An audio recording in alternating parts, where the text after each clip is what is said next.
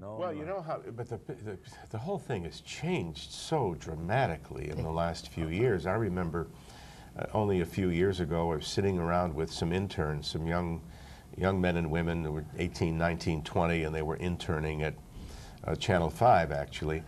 And we were talking about it happened to be the anniversary of the Kennedy assassination. Oh, yeah. And I happened to be working in Washington at that time, and so I was talking to these youngsters about what it was like, and one young lady looked at me and said, "Well, do you have all of your reports on videotape?"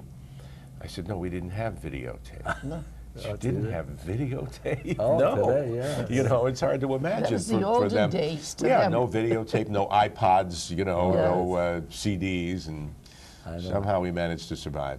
As an electrician, I wired up the first computer called Datamatic, and it took a whole building like this Sure. to have what you'd have on a laptop right now. Yeah. It's amazing. Pretty amazing. Oh, I'm so amazed by it.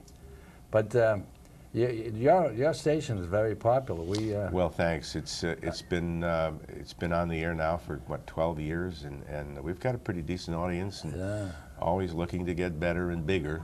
Quick and easy. It is. It's very quick. You know, it isn't dragged out. Well, we try. You know, there's a lot of time to fill. We're on 24 hours a day, too, you know. And this business has a voracious appetite for programming, as you know. Oh, yeah. You got to fill. I mean, some programs are repeated, obviously. Maybe you ought to put some live bands in there. Well, I understand you have a pretty good band. Yeah, so, at least well, I think so. That's not a bad idea. We should think about that. It's a great band.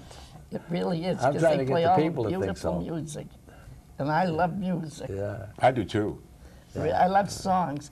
I love the Torchies. The Torch songs? Oh, yeah? Well, you know, like I tell my kids when I die, you know, in the Catholic Church with the hymns, but I said, I'm going to still try to make arrangements for when I'm going up the aisle and play, I'll be seeing you. That can be That done. was during the war. Get it? I Yeah. don't know. Great old song. I understand that you do a little bit of singing. I do. Yeah. I did a lot of singing in my youth. As I told you, I started singing actually on a kids television show when I was 12 in upstate New York, and I was on that program every other week until I was 19. And in college, I sang with a band, and I did some musical comedy stage shows in college, and you know, thought I was going to go in that direction for a while, but as I said, having failed at that, I turned to news, and I've been doing that now for Well, you're really a good long at the time. news anyhow, so you Yeah. got to Well, do what you're thanks. good at. But I love to sing, and you know, do karaoke, and you know, I sing in the shower. And That's what I want to ask you. My son got karaoke, my oldest boy, when it first came out. If you go in his house, you hand it a mic, everybody sings with karaoke. I think he thinks he was a Bond star because everybody has to it's sing. great. I mean, it's great.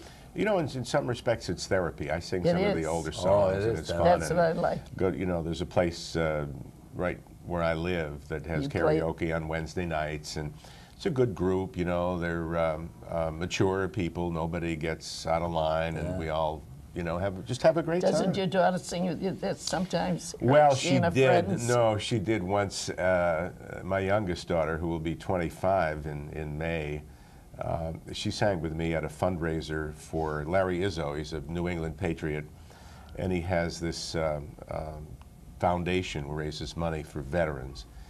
And she and I did just for fun. Did it. She's not a singer, but I talked her into it and come up and do this thing with me. Yeah. But I used to love piano lounges, so I know I love the karaoke places. Well, yeah, remember that? People would sit around the piano Yeah. and somebody would play I softly. used to love, Yeah. what's the name over to the Lennox, the old lady? Gladys Gladys, Truppett. yeah. Been there many times. I used to love to Gladys go there. Truppett. Were you on the Elvis Presley era? Well, Elvis became a big star when I was working at a radio station in my hometown. I was 15, 16 years old when Heartbreak Hotel came out.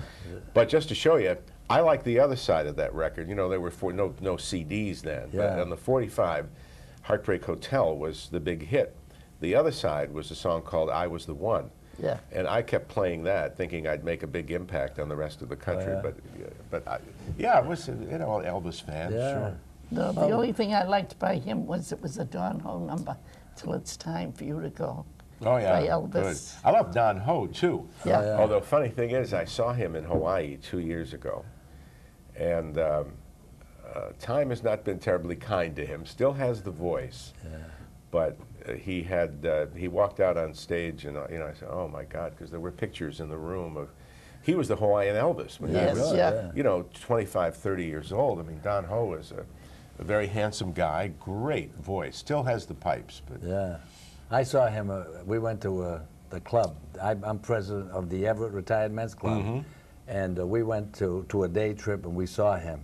And he sits behind like a piano, but he's not doing not anything playing but it. singing. Yeah. He sat through most of the performance yeah, when I saw him in yeah. Hawaii a couple of years ago. Yeah, that's all he can do now, sit down. Yeah. No, And he that has- was a beautiful song. Well, I like Tiny all Bubbles that was type his of big song. one, too. Oh, Yeah, yeah. but see, I'm not a Tiny Bubbles person. Pearly Shells, Tiny Yeah, Bubbles. yeah, Yeah, great we stuff. used to play all those.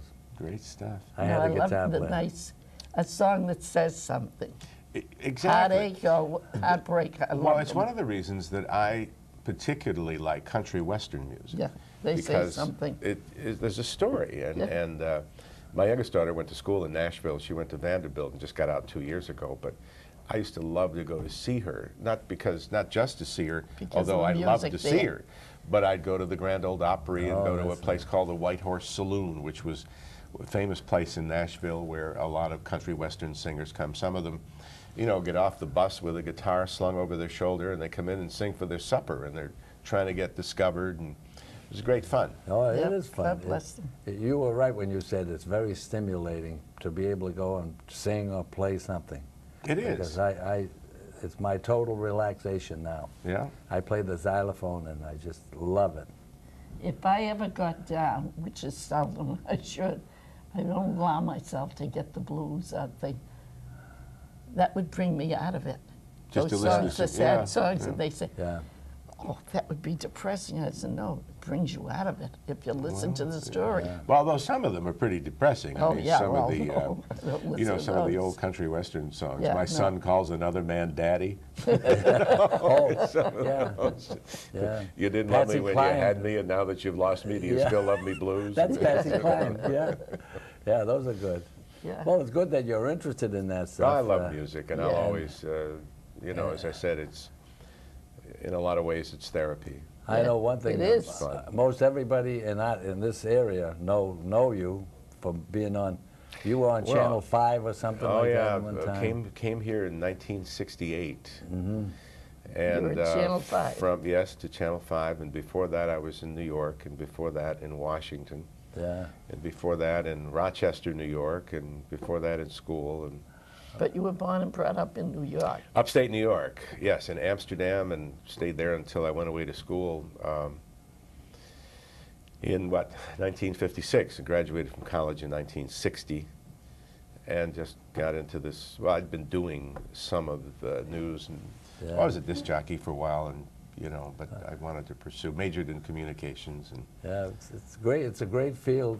People I get to think know it's you. really It's Like great. was wonderful. the first thing when I saw you when I walked in here, I said to you, I know you so well, but Yeah. this is the first time you've ever seen Well, me. See? yeah, but it's really nice to have people come up.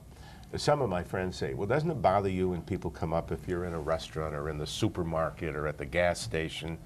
No, because if nobody came up and said hello, Yeah, it would that's mean right. that nobody was watching. you Yeah. know? So, I mean, I love to meet people. Yeah.